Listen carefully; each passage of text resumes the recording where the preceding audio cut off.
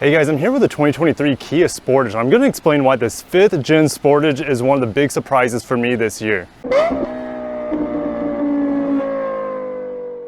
Now more specifically, I'm with the hybrid EX trim. There are 3 different trims for the hybrid model.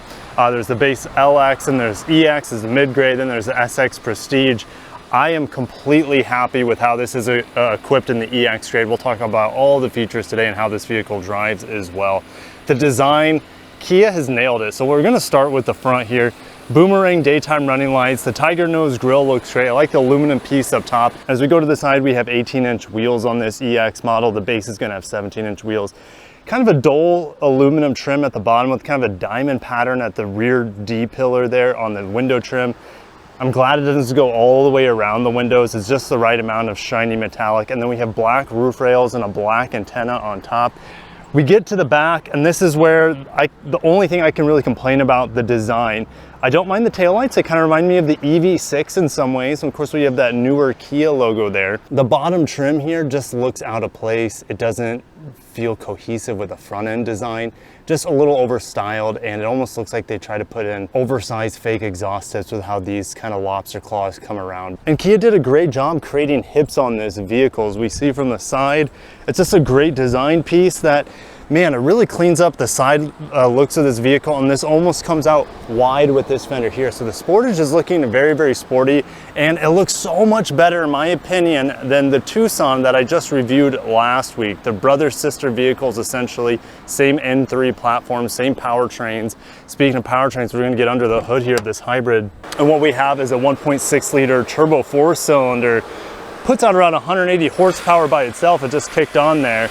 But there's about a 59 horsepower electric motor sandwiched between a 6-speed automatic gearbox. And man, there's enough torque with that little motor to drive this vehicle on its own. But combined horsepower is just over 225 horsepower. Some publications say 226, some say 227. So fuel economy on this vehicle, well, I'll share mine in a second, but it's rated at 38, and that's the all-wheel drive model. But if you get the front-wheel drive model, your fuel economy will go up, of course. And the all-wheel drive is about a $2,000 upgrade over the front-wheel drive model. Now, this EX trim has an automatic lift gate. That's great. Now, what is inside here is immense.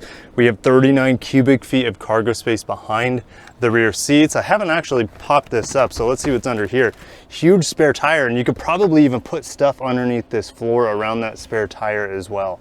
We have a 12-volt accessory piece here, and these levers will fold down these seats. They do fold flat. There's an immense amount of space when you fold those seats down.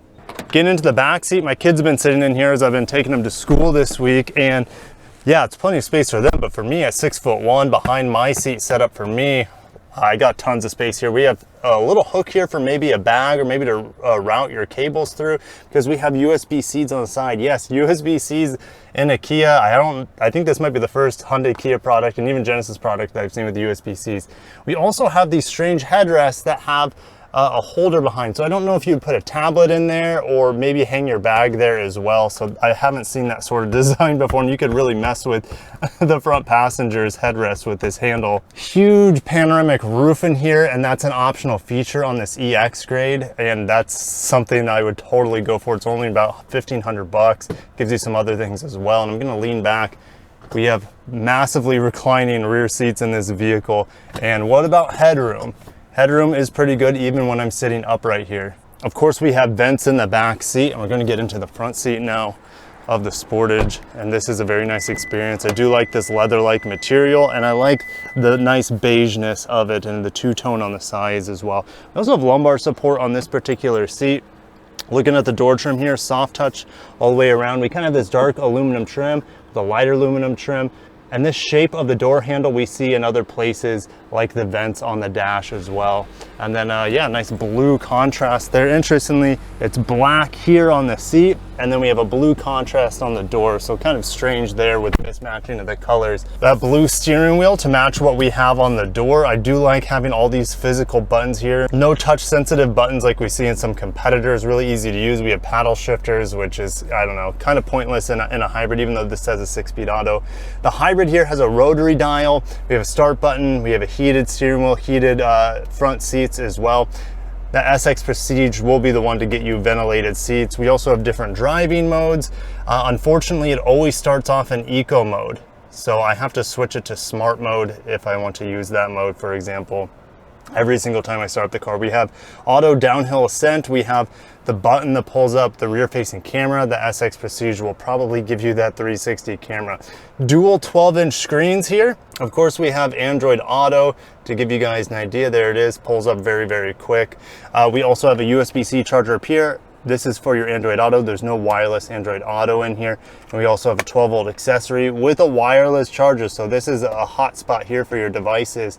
Now, what's crazy is there's just a stupid amount of shiny black plastic as I try to squish my phone in there. So what's crazy is we have a stupid amount of shiny black plastic in the center here, and I was completely blinded taking my kid to a birthday party the other day, and it was just unfortunate because it's just so avoidable. You can easily swap this out for another material. It's frustrating, and you can just see how dirty it gets as well. Now, the elephant in the room is this touch capacitive control display, and I had this on the EV6 when I had that vehicle, and one of the viewers said what you can do is you can hold this down for 3 seconds and it will automatically pop up, and you can choose which mode you want to be your default. So for me, I prefer the infotainment because I prefer to have a dedicated volume knob. And if I want to get into climate, I don't really mess with climate a whole lot. I either just press the auto climate button most of the time is what I do, and then adjust this little knob and it takes over. AC in here is not the greatest. I feel like it struggles really, really hard to keep this vehicle cool in the hot summer days. It's 95 degrees here in South Florida. It's been a struggle for it to keep cool, and I've been trying to keep the AC at a low setting to keep the engine from turning on too much, keeping that battery topped off. Unfortunately, you have to blow this AC hard pretty much all the time to keep it cool. We also have these unique cup holders that are spring loaded. They click into place. So if you want to have all this space in here, not sure why you would need it. It seems more like a party trick to me, but that's kind of cool, I guess. And then a little bit of space in here underneath the armrest. Now we're off driving the Kia Sportage Hybrid, this 5th generation for 2023 model year. Man, I am just so impressed with this vehicle at around 34K. It's actually just under 34K, and like, man, I could get this in front wheel drive, save a couple grand, get this for around 31, 32K, that's after destination, and be getting 40 miles a gallon, super happy. Right now I'm at like 34, 35 miles per gallon, and that's worst case scenario for this vehicle. And the reason is, I was in car line for my kids where I just sit in line for half an hour while the AC is blasting. I let this car idle while I was getting B-roll. So this is still getting 35 miles per gallon, worst case scenario. Before I was idling and doing all that stuff and car line, I was getting like 42 miles per gallon. I think that's more realistic. And with the front wheel drive, if you're real easy with it, you might be able to get 44, 45 miles per gallon in this vehicle. Combined with the price and this EX trim and the features you get, I mean, if there's one available and you're in the market for a fuel efficient, large, well, I shouldn't say large crossover. It feels like a large crossover because there's so much space in here and so much cargo capacity. Like, this is such a really impressive vehicle for me. I was not expecting the Sportage to make me a lot happier than the Tucson does. And maybe it's the styling, maybe I'm just a sucker for how this vehicle looks over the Tucson. The Tucson Hybrid was still just as impressive at how it drives as this, but I don't remember the price on it being quite as attractive. I'm probably comparing apples to oranges with different packages and things like that. But what is this vehicle like to drive? Well, I hardly ever hear the engine come on. I feel the engine a little bit more through slight vibrations, and it feels like the engine is off right now, but it's not, because it still says 1500 RPM and then it says 0 now. So it just ticked off. I couldn't feel the difference there. Acceleration is pretty effortless, and it does like to really use that gasoline engine to accelerate the vehicle from a stop.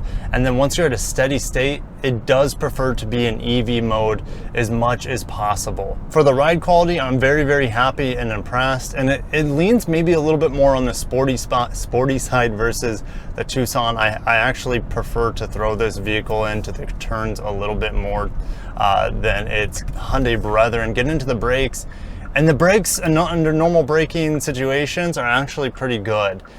Pretty linear. What it is tough with is that it's really tough to get that last couple miles per hour when you come to a complete stop down really smooth.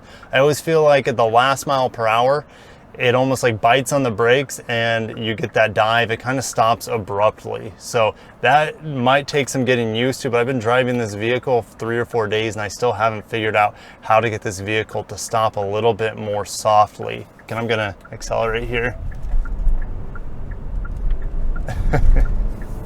You get a big electric push and it is fun.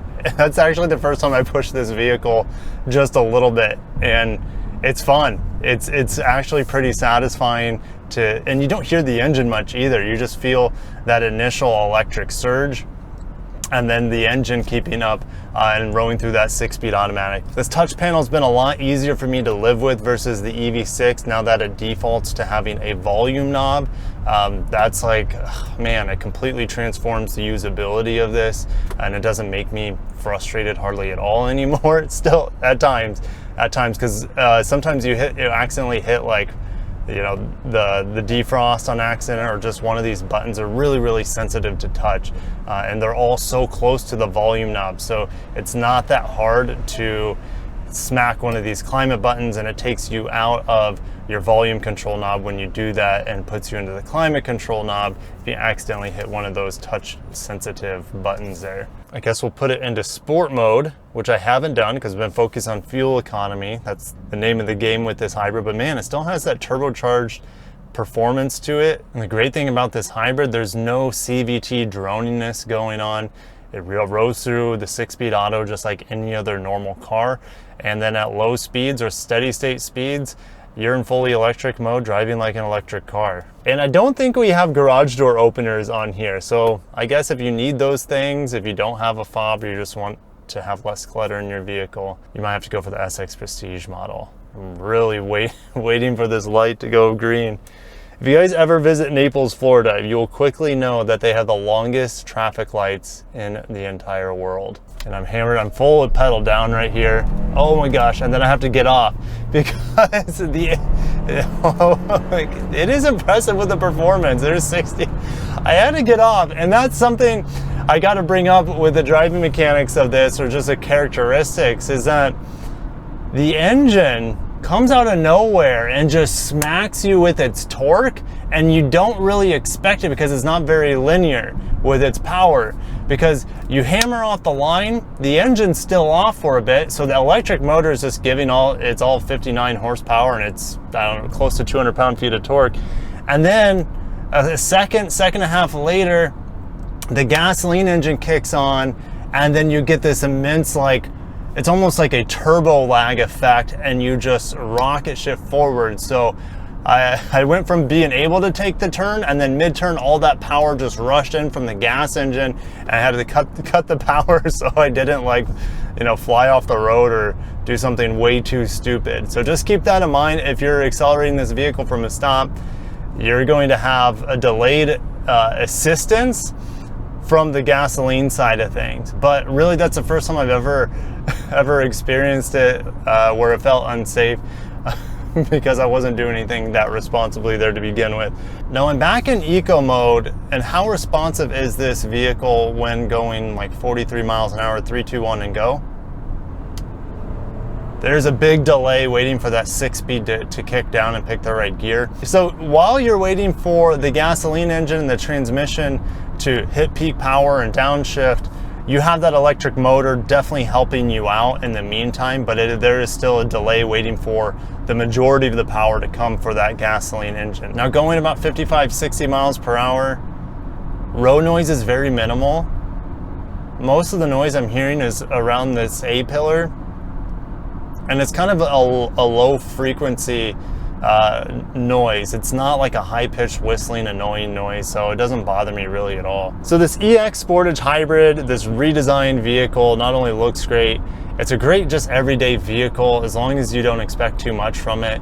It's not the most refined when it comes to the braking experience, but the ride quality is great, the handling is great, the amenities in here is just grin-inducing with this huge panel roof, the heated steering wheel, the sound system in here I haven't mentioned is like a no-name sound system, but actually sounds pretty decent.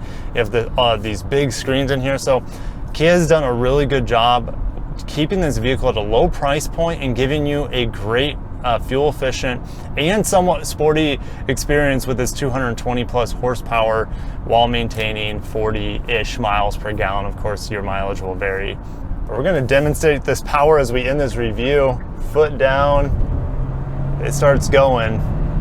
We're going to pass this R8, show him the true power of this Kia Sportage, leaving him in the rear view mirror. I'll catch you guys in the next video.